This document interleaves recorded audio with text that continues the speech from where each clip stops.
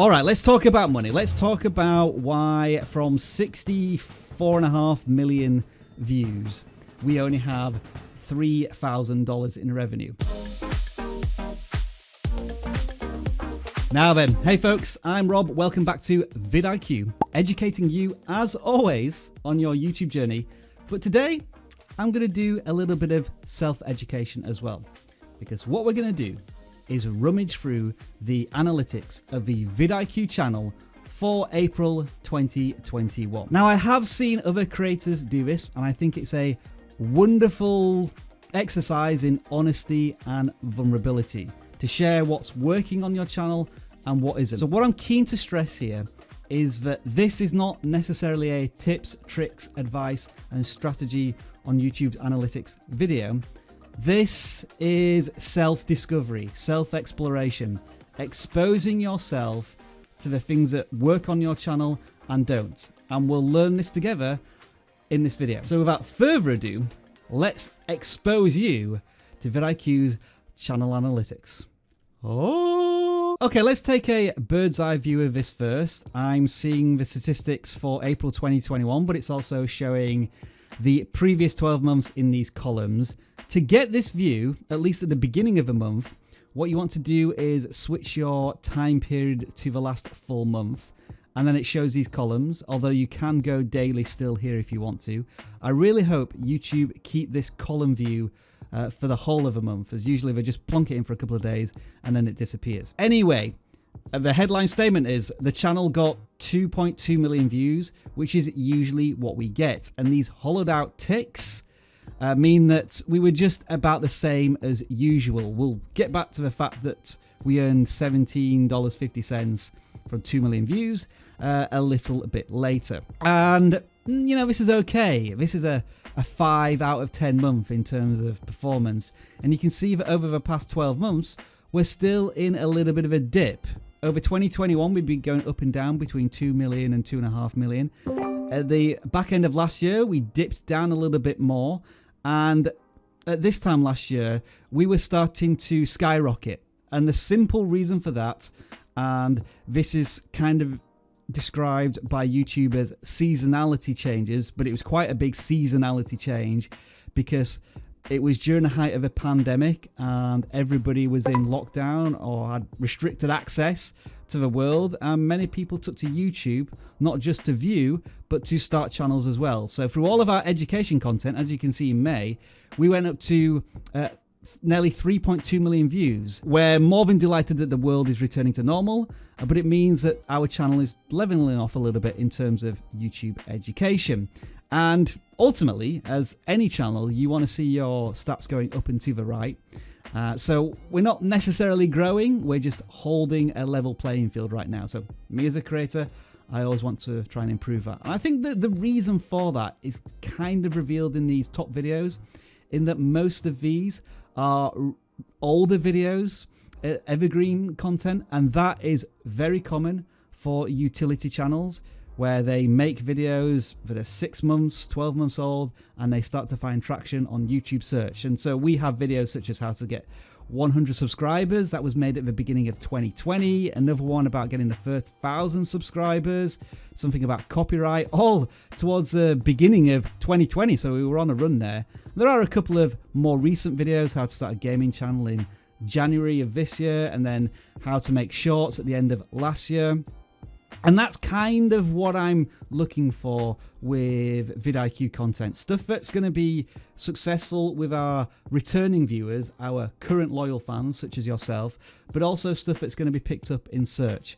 And it can be hit and miss. Sometimes it really works for us, sometimes it doesn't. Now let's jump into the month in a little more detail. And as you can see, we're a very stable channel. Nothing too exciting here. We have little spikes whenever we launch new videos, but there's nothing viral, you might say, or something that's really bringing in a brand new audience at a impressive level. And this really tracks back for the last 365 days. Peaks and troughs day to day, but no major declines and no major increases. It just again reflects that during the height of the pandemic, we were getting about 100,000 views. Now we're more in a region of 70 to 80,000 views. So a bit of a 20% drop off. But this is good in the sense that we know we have a very stable channel and a fairly solid fan base. I'm going to just switch this to custom now. You can see these major peaks that span over 2018 and 2019. And this is when I got into a habit of chasing viral news stories, particularly when it came to Mr. Beast and also PewDiePie versus T-Series. And they were subscriber stories. And we would see videos go viral and you never get maybe 400,000 views in a single day. But the problem was that for the majority of the audience who watched that video and maybe subscribed to the channel, there was nothing for them afterwards. They were interested in the subscriber story, but they weren't necessarily interested in YouTube growth itself. So it's that classic case of a video goes viral on your channel, which isn't necessarily about your core topic and your target audience. What do you do next to keep them intrigued and entertained? And we were able to do that. But when we start to focus solely on YouTube education, you can see that we've had the extra little growth here. It's kind of all dwarfed out of perspective because of these one-day viral moments. But I'm more satisfied with certainly the last 18 months of content than I am with these spiky efforts here. All right, let's talk about money. Let's talk about why from 64.5 million views, we only have $3,000 in revenue. Well, put simply, none of this revenue is actually from AdSense. We don't monetize any of our content on YouTube, and there's a very simple reason for that. We don't want to create any sort of barrier to your education experience here with vidIQ. We're here to help you and give you as much value as possible without adverts getting in the way. Now, on the other side of this, we are, of course, a software tool that's designed to help you grow. And within that software, there are upgrades where you can go to vidIQ Pro and Boost. So the job of the channel is to raise awareness of what vidIQ is as a brand. So you see a video about how to get 1,000 subscribers. It may briefly mention vidIQ, but the focus is on you and your YouTube journey. But now you're aware of vidIQ. Maybe you subscribe to the channel or watch more of our content. Then maybe you've seen another video that we're talking about a specific vidIQ tool, and that encourages you to download the tool. And as your YouTube journey continues and your channel grows, then maybe you may start to invest in our products and services, which for us is far more valuable in terms of an income revenue stream. So if you ever ask why we don't monetize our content, I'm now going to push you to this section of this video to find out why. Let's dig a little bit more into the detail then and look at reach. Impressions are significantly down. There could be a couple of reasons for that. Seasonality changes again as the world opens up more from COVID-19 and we move into the spring and summer months. People are outdoors more often. Or it could be that our video content over April just hasn't resonated as well with our audience, so YouTube's not sharing it as much. Having said that, impressions to click-through rate is up. That could be, again, because YouTube is sharing our content less, or because the thumbnails that I made over the last month have been a little bit better. I would have to dig into the details of those specific videos and thumbnails to find out. Traffic sources, as always, for us, will be heavily influenced by search, and that's not always the case for all channels. We would still love to get more traffic from suggested videos so that when people are learning about YouTube growth, they're seeing vidIQs recommended on the right hand side or underneath a video if you're on mobile. But search continues to be key for us, and this is why as a education utility based channel, we're always going to suggest that one of the key ways you can get discovered to begin with is through search-based content. But ultimately, you want YouTube to do all of the work for you in terms of recommending your content. Right now, 42% of our content is seen through YouTube recommending it. We would always want that to be higher, and for certain channels it certainly will be. What we're really strong at is getting views not only from YouTube search, so internal to the platform, but externally through Google search. I mean, if you look down here, almost half of our external traffic comes from Google search, and that's because when people search for things on Google that are to do with, well, anything really, but in YouTube examples, how to delete a YouTube video, how to add a playlist, how to add subtitles to YouTube videos, which we've all done. When Google can find a suitable video on YouTube, it will place that video prominently in search, and sometimes it'll show you key moments in the video on Google search, which is why it's really important to have timestamps on your video. So we get a lot of traffic from Google search, and that's something that I've certainly targeted in the past. On to engagement now, and here are some really interesting analytics that unfortunately right now are ruined by the way YouTube displays them. Key moments for audience retention. We've talked a lot about how important it is to keep your audience hooked through the first moments of a video, because once you've lost them, then they're gone completely. But as I said, YouTube right now plonks live streams into video on demand. So all of these top 4 videos that have 90% plus audience retention look fantastic, but they're all live streams. So it doesn't really give me the information I really need. So I'm looking at video 5 downwards, and this is what I'm absolutely desperate to improve right now. The audience retention over the first 30 seconds, because I think that will have a significant impact on the audience retention of our videos in total, which is around about 40%. My target is to try and get audience retention to 70% or above on videos that are 10 minutes or less. When videos are longer, like this one's going to be, then there is usually a bit more viewer fatigue right at the start, because if the hook isn't powerful enough, a viewer's just going to say, I'm not going to sit through 25 more minutes of this.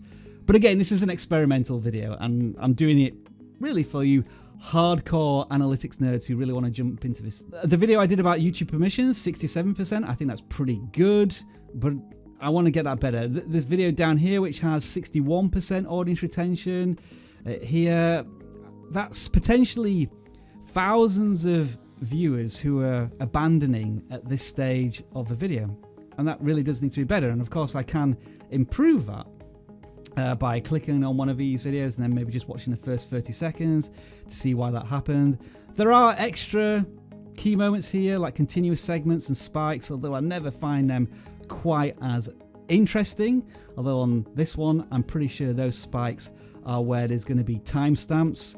This, I guess, jagged tooth effect is often influenced by timestamps. So yeah, really going into the key moments to try and get that above 70%. Maybe by the end of 2021 would be a fantastic achievement for myself. Now, this next analytic has only just been introduced, but I'm really interested in it as it's data from your community tab. So this is only going to apply to channels with over 1,000 subscribers, but I'm just going to show you this here. According to the data, almost every other person is interacting with some of our voting polls, which is, I find, incredible to have that much engagement. So to be honest, vidIQ is probably going to continue to do even more polls on our community tab. But yeah, I want to dive into this even more. I mean, likes per impression, 7%. You know, that seems pretty good just for a status update from a community tab on the YouTube home feed. So some exciting stuff here. And as usual, I should probably pay a little bit more attention to these playlists, cards, end screens. They are all important, but I think the root of my current vidIQ challenges are audience retention. All right then, this next one is a biggie, at least for me. It is return viewers. I continue to say that I believe this metric is now far more important than subscribers, and let me try and explain to you why right now. I'll go back to the overview section, and we can see that in the month of April 2021, we got 25,000 subscribers. Okay, so as we understand it, they've pressed the red button because they're keen to watch more of our content. However, when we go to returning viewers, and this doesn't necessarily reflect all of our subscribers, it's just people who've watched one of our videos and then returned to watch another video in the last month. This purple line, which reflects return viewers, hasn't really moved. You know, at the start of a month it was 17,000, and at the end of a month, with one or two fluctuations throughout the month, it's at 26,000. But that can easily go up or down depending on when a video has been posted. As you can see there, with no video posted, we're down at 15,000. So even though we got 25,000 new subscribers, this needle on return viewers has hardly moved. And that's why I don't really put any value into subscribers other than the gold play button. That's the only thing that really matters in the sense of channel clout as opposed to channel growth. You've probably already seen the videos I've made on what I think is the new aspect of trying to unlock the YouTube algorithm with these return viewers. And I'm critical of myself here. This is the entirety of 2021. I'm just not getting people to return to our content frequently, or more people. There was this one occasion right here where the purple line, which is return viewers, actually exceeded new viewers. And that was right when I was talking about this very tool in the YouTube algorithm. So I want to concentrate more on that, but just, you know, whether I'm too distracted by making slightly different pieces of content going onto YouTube Shorts, or maybe talking about YouTube taxes that not every viewer is that interested in. That is, I think, an area of self-discipline that I really need to rein in when it comes to my channel. Now, as always, with these videos, it's gone on way longer than I thought, and I could cover a lot more ground, but I'm going to gauge the reaction to this video first. If you enjoy it and you feel as if you want to learn more about other parts of the YouTube analytics, well, you've watched until the end, so that's a clear indication. If this video does perform well, then it'll encourage me to make another one for maybe May 2021, and we can look at what I've tried to improve in that month and some other very specific analytics which are going to help me understand the channel more and help you understand more about the analytics behind your channel. So thank you very much for watching. I'll see you in the next one. Enjoy the rest of your video making day.